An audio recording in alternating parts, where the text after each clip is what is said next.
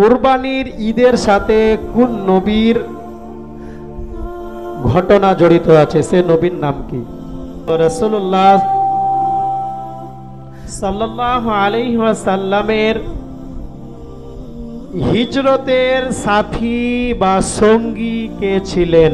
জাহেলিয়াতি যুগে কাবায় কতটি মূর্তি ঝোলা ছিল?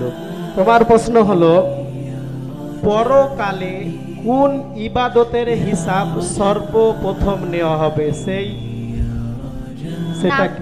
ফারহান আক্তার, তোমার জন্য প্রশ্ন হলো, কুরবানির ঈদের সাথে কোন নবীর ঘটনা জড়িত আছে, সে নবীর নাম কি?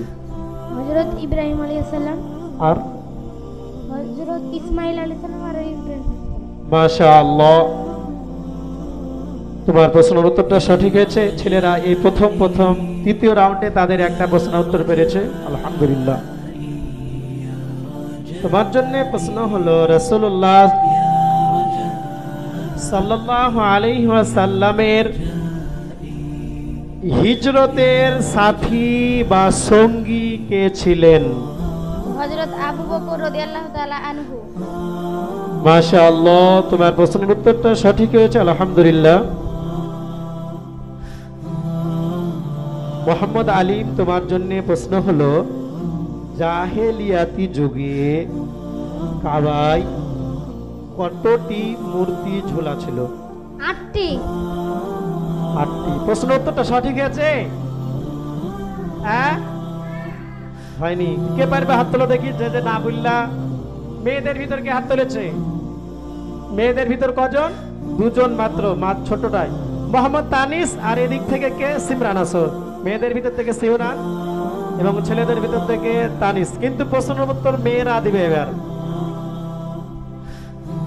সিমরান, তাহলে তুমি বলো, জাহেলিয়াতি যুগে কাবায় কতটি মূর্তি ঝোলা ছিল? 360টি। 360টি। তো তানিসকে দেওয়া হোক, তানিস কি উত্তর দেয়, তারপর তোমার প্রশ্ন দেখবো আমরা উত্তর সঠিক হচ্ছে কিনা। বলে তানিস। 32টি। 32টি। তো মাশাআল্লাহ, আমি দেখছি এই জিতটা হয়েছে মেয়েদের। সিমরানের প্রশ্নের উত্তরটা সঠিক। কাবায় জাহেলিয়াতি যুগে 360টি মূর্তি ঝোলা ছিল। শিখতে পারলা তোমরা? হাত তোলাই হলো বেকার তোমাদের। মানুষ যে ঈদুল আজহার নামাজ পড়ে বা আমরা বলি কুরবানির দিন, তো ঈদুল আজহার নামাজ আরবি কোন মাসে পড়তে হয়?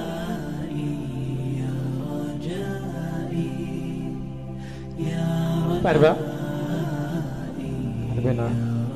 তো কে পারবা হাত তোলো দেখি। ছেলেদের ভিতর মাত্র একজন, মেয়েদের ভিতর এক। তানিস, চলে আসো। ছেলেদের ভিতর হাত তুলেছে, মেয়েদের ভিতর মৌসুম খাতুন, চলে আসো দুজনাই। তো দেখা যাক কি উত্তর দেয় তারা। আবার প্রশ্নটা বলবো। প্রশ্নটা হলো, আমরা যে ঈদুল আজহার নামাজ পড়ি, ঈদুল আজহার নামাজ আরবি কোন মাসে পড়তে হয়? রমজান মাসে। রমজান মাসে। দেখা যাক তোমার প্রশ্ন উত্তর সঠিক হয় কিনা। মৌসুম খাতুন কি উত্তর দেয়? দাও মৌসুমকে। মৌসুম খাতুন, তাহলে তুমি বলো, ঈদুল আজহার নামাজ আরবি কোন মাসে পড়তে হয়? জিলহজ মাসে। জিলহজ মাসে। তো দেখা যাক, চেক করা যাক কি উত্তর আছে। তো মাশাআল্লাহ, আমি দেখতে পাচ্ছি মৌসুম খাতুনের প্রশ্নের উত্তরটা সঠিক হয়েছে, যে জিলহজ মাসে ঈদুল আজহার নামাজ হয়। মাশাআল্লাহ, কিন্তু ছেলেরা পারল না, মেয়েদেরই জিত থাকলো এটা। তোমার প্রশ্ন হলো, পরকালে কোন ইবাদতের হিসাব সর্বপ্রথম নেওয়া হবে, সেটাকে? নামাজের হিসাব। নামাজের হিসাব। তুমি ভেবে চিন্তে উত্তর দিয়েছো? এখনো সময় আছে। হ্যাঁ। তোমার প্রশ্ন উত্তর নিয়ে নেব। হ্যাঁ। তো আমরা দেখতে পাচ্ছি মাশাআল্লাহ তোমার প্রশ্ন উত্তরটা সঠিক হয়েছে, আলহামদুলিল্লাহ।